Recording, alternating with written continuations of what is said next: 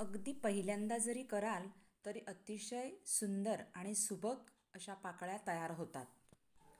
Hello everyone, yummy recipes चॅनलमध्ये मी आशा आपण सर्वांचं खूप खूप खूप मनापासून स्वागत करत आहे. आज मी बनवणार आहे पहिल्यांदाच मोदक. चला तर या मोदकसाठी काय काय साहित्य लागतं आणि त्याची कृती काय तेही त्याचबरोबर पाहून घेऊया. आता मोदक बनवून घेण्यासाठी पहिलं प्रथम आपण त्याचं फिलिंग बनवून घेणार आहोत. त्यासाठी मी 2 कप इतका ओला नारळ खवून घेतलेला आहे आणि 1 कप मी गूळ घेतलेला आहे. ते गूळ मी बारीक बारीक चिरून घेतलेला आहे. आता एका भांड्यात मी 1 टेबलस्पून साजूक तूप घेतलेलं आहे. ते तूप मी वितळून घेतलेलं आहे आणि त्यात हा नारळ घालून घेत आहे. नारळ मी अगदी 5 ते 7 मिनटं या तुपावर परतून घेत आहे. तूप तुम्ही अतिशय कमी घातलं किंवा जास्त घातलं तुमच्या आवडीनिवडीनुसार तरी चालेल, कारण नारळामध्ये तेलाचं प्रमाण असतंच. पण मी थोडंसं घातलेलं आहे अगदी खमंग वास येण्यासाठी. तर 5 ते 7 मिनटं इथे झालेली आहेत. छान आपला हा नारळ भाजून घेतलेला आहे मी. आता यात मी सगळं गूळ घालून घेत आहे. 1 कप गूळ मी मगाशी कापून ठेवलेलं होतं. ते सगळं गूळ घालून घेत आहे आणि ते गूळ या नारळाबरोबर मी एकजीव करून घेत आहे.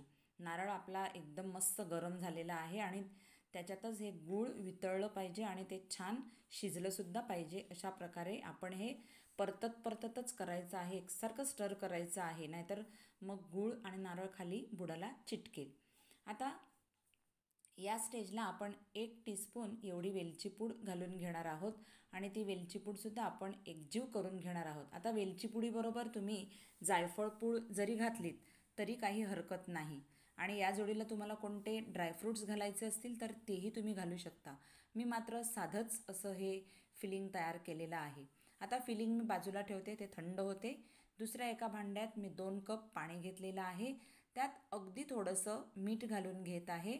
अगदी थोडंसं म्हणजे 1/8 टीस्पून आणि 1/4 म्हणजे 1/4 टीस्पून मी तेल घालून घेत आहे. पाणी बऱ्यापैकी उकळलेलं आहे आणि ह्यात मी 2 कप एवढं तांदळाचं पीठ घालून हे पीठ छान मिक्स करून घेत आहे एकदम उकळत्या पाण्यात. तर हे मी छान मिक्स करून घेतलेलं आहे.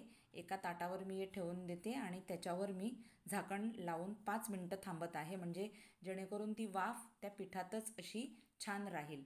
आता 5 मिनटानंतर मी झाकण उघडून पाहिलेलं आहे की छान आता थोडंसं म्हणजे मळण्यासाठी माझ्या हाताला सोसवेल एवढं ते आहे. तर मी हे छान आता याचा एक डो असा मळून घेत आहे, गोळा असा मळून घेत आहे. थोडं थोडं पाणी घेऊन थंड पाणी मी हाताला लावून हा याचा मस्त असा गोळा बनवून घेत आहे.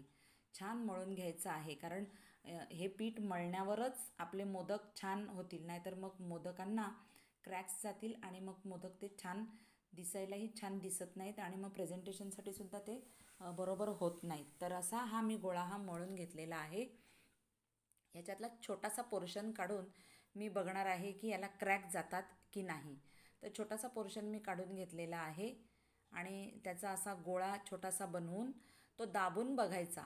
साईड्सला जर क्रॅक्स गेले तर समजायचं की आपला हा गोळा अजून म्हणजे मळून घ्यायचा आहे. इथे तुम्ही पाहू शकता क्रॅक्स गेलेले आहेत, म्हणजे हे पीठ मला अजून मळून घ्यायचं आहे. मी थोडंसं अजून 5 मिनटं मळून घेतलेलं आहे आणि आता पुन्हा मी हे बघते तर असं दाबून बघते तर एकही क्रॅक गेलेला नाही. एकदम क्रॅक फ्री असं हे पीठ बनलेलं आहे.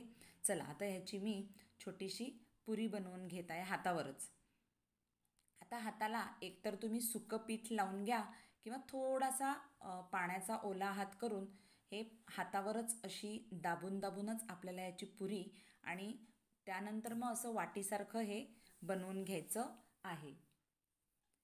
इथे तुम्ही पाहू शकताय की मस्त असा गोळा बनलेला आहे आणि मी असं हातावरच बोटांनी अंगठ्यांनी दाबून ह्याची छोटीशी पारी बनवून घेत आहे, पुरी बनवून घेत आहे. आता ही पुरी बनवून झाल्याच्या नंतर आता आपल्याला काय करायचं आहे, याला शेप द्यायचा आहे, मोदकचा शेप द्यायचा आहे. त्यासाठी आपल्याला पाकळ्या बनवायच्या आहेत. हे तुम्ही पाहू शकताय की याला मी छोट्या छोट्या पाकळ्या बनवून घेत आहे. तुम्हाला हवं तर तुम्ही पहिलं फिलिंग भरून नंतर पाकळ्या करू शकता, पण मला जरा असं सोपं वाटलं तर मी पहिल्या पाकळ्या बनवल्या आणि मग आता मी हे फिलिंग यात भरून घेत आहे. 2 टीस्पून एवढं मी यात फिलिंग भरून घेत आहे आणि फिलिंग भरून झाल्याच्या नंतर हातांनी असं दाबत दाबत ते खाली फिलिंग भरत भरत आणि 2 ते 3 बोटांनी वरचा भाग वर उचलत उचलत आपल्याला कळ्यांचा आकार बदलायचा नाही किंवा त्या कळ्या घालवायच्या नाहीत. अगदी हलक्या हाताने आपल्याला हे असं वरचं टोक हे बंद करून घ्यायचं आहे. इथे तुम्ही पाहू शकता एक मोदक तयार झालेला आहे आणि असाचा असा आपण दुसरा एक मोदकसुद्धा मी तुम्हाला दाखवणार आहे. आता तुम्ही जर थोडीशी खोड काढलीत माझी तरी चालेल, कारण मी आज हे मोदक पहिल्यांदाच करत आहेत आणि पहिल्यांदा केलेले मोदकाचा आकारसुद्धा एवढा छान आला आहे की बघायलाच नको. हे पहा, दुसरीही तुम्हाला मी करून दाखवत आहे आणि हे मोदक एवढे चवीला भन्नाट लागतात. तुम्हाला म्हणून मी सांगते, एक खाल्ला की दुसरा खावासा वाटतो, दुसरा खाल्ला की तिसरा आणि मग असं करता करता हे मोदक कसे फस्त होतात तेच कळत नाही. तर आता दुसराही मी तुम्हाला अशाच प्रकारे बनवून दाखवत आहे. त्याच्या कळ्या पाडून दाखवत आहे. हाताला जर चिकटत असेल पीठ तर सुक्का पिठाचा हात घ्या, नाहीतर मग पाण्यात थोडंसं तुमची 2-3 ही बोटं बुडवून अशा तुम्ही पाकळ्या बनवून घेऊ शकता. मग आता फिलिंग भरूया आणि वरच्या बाजूने पुढे ढकलत हे फिलिंग खाली ढकलत आणि ह्या कळ्या वर ढकलत ढकलत हलक्या हाताने आपल्याला हा मोदक बंद करून घ्यायचा आहे आणि वरच्या बाजूने अशी टोक काढून घ्यायची आहे. आता मोदक बनलेले आहेत.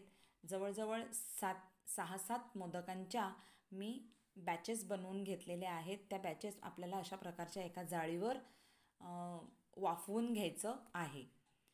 तर मी 6 ते 7 यात मी घालून घेते आणि बॅच वाईज म्हणजे साधारण ह्या एवढ्या पिठाच्या 3 ते 4 बॅचेस होतील एवढे मोदक तयार होणार आहेत. तर पहिली बॅच, हे पहिले मोदक झालेलं आहे तर पहिली बॅच मी वाफवायला ठेवते आणि त्यावेळेत दुसरी बॅच तयार होईल असे मी मोदक वाफवून घेत आहे.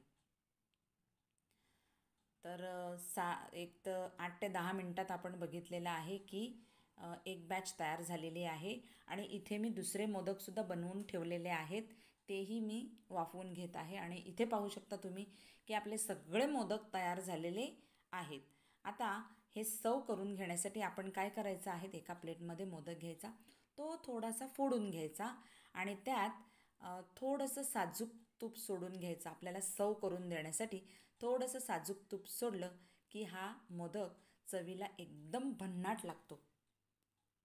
तुम्ही नक्की हे मोदक घरी करून पहा. केल्यानंतर बघा तुमच्या घरातली माणसं कशी एका झटक्यातच फस्त करून दाखवतील. अतिशय सुंदर चवीला लागणारे हे मोदक तयार झालेले आहेत. आणि ही रेसिपी जर आवडली तर मात्र लाईक करा, शेअर करा, कमेंट करा आणि मात्र सबस्क्राईब करायला विसरू नका हां. माझ्या या चॅनलला सबस्क्राईब करा. मग आपण भेटूया पुढच्या अशाच एका सुंदर आणि खमंग व्हिडिओत.